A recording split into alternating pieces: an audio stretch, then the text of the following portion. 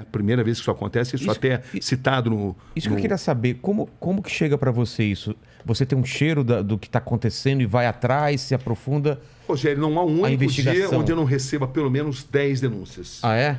Da mais diversa assim, qualidade, algumas consistentes, outras não. Eu até me sinto frustrado porque eu não consigo contemplar toda essa demanda. Por que isso acontece? Porque no nosso país as pessoas não confiam totalmente nas nossas instituições, o que é muito triste. Claro que tem aí grandes promotores, tem grandes juízes, jornalista não é juiz, jornalista não é promotor. Mas é muito comum a população procurar um jornalista para resolver déficits de justiça.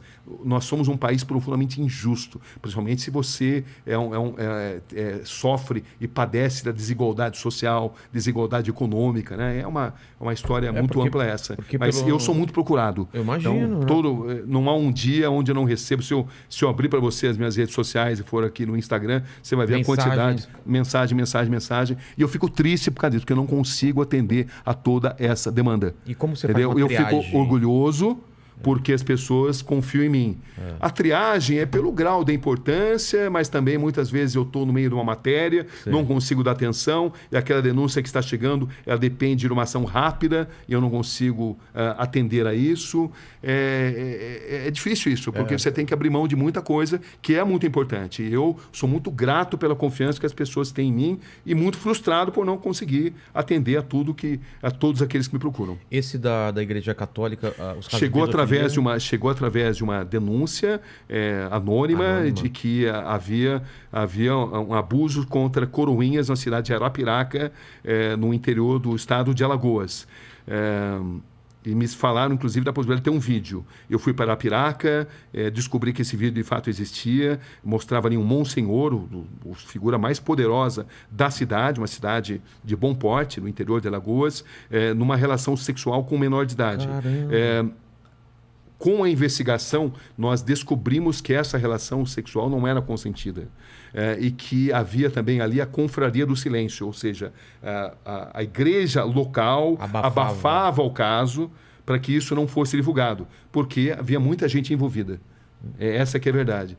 Então, a grande dificuldade nessa história foi de fazer com que as pessoas tivessem a coragem de denunciar. E para mostrar que essa imagem, que era de um coroinha, que passou a ser abusado desde 12, 13 anos, não era um fato isolado. E que não se tratava de um ato sexual consentido. Entendi. Ato homossexual consentido, onde não caberia nenhum tipo de reportagem, porque a gente não faz reportagem sobre vida pessoal das pessoas. Entendi. Isso se tornou vida pessoal de indivíduos. Isso se tornou uma reportagem a partir do momento que a gente notou que havia toda uma estrutura destinada a abusar de menores, ganhando a confiança dessas pessoas, usando o poder da igreja local, e isso era feito de forma sistemática e com a complacência de boa parte da igreja. Claro que estamos falando de setores da igreja. A maioria da igreja não concorda com isso. O Papa atual é um Papa que tem feito um trabalho extraordinário. O Papa Francisco tem uma preocupação. Ele mudou a história da igreja porque ele é uma pessoa de muita dignidade, muito corajoso, e ele, de fato, fez uma revolução nisso daí. Mas na época em que a gente fez isso, não havia essa disposição, e eu lembro que no começo a gente sofreu ameaças, mas foram 7 documentários onde a gente foi evoluindo. As vítimas começaram a ganhar confiança depois do primeiro documentário.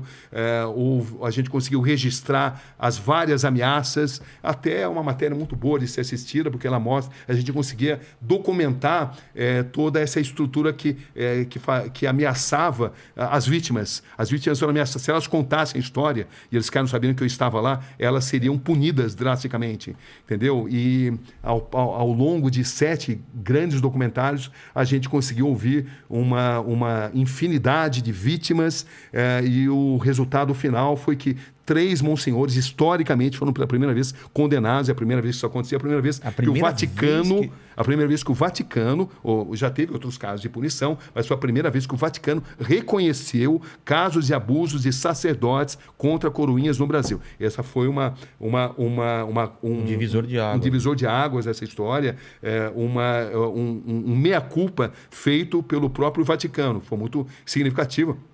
Inclusive, como ele é um capítulo repleto de detalhes, é o mais longo, inclusive, esse aí.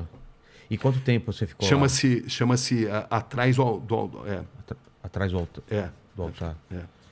E para você, como que é quando você pega uma coisa tão escabrosa com isso que é pedofilia e como você tem o distanciamento, mas também você não pode ficar totalmente descolado da emoção, né? Como que funciona? Então, esse é o pulo do gato, né? Esse é o X da questão. Você não pode deixar com que a emoção te prejudique a sua capacidade de apuração. Mas, por outro lado, a emoção ela traz também uma sintonia com aquilo que está sendo vivido. Então, você não pode jamais se tornar um ser humano frio, incapaz de perceber o sofrimento alheio. Você precisa perceber o sofrimento alheio, mas você não pode permitir que esse sofrimento alheio, isso equivale para as guerras, equivale quando tive que dar a notícia da morte do Ayrton Senna, você não pode permitir que a sua emoção pessoal prejudique a sua capacidade de apurar devidamente as notícias e de fazer o seu trabalho.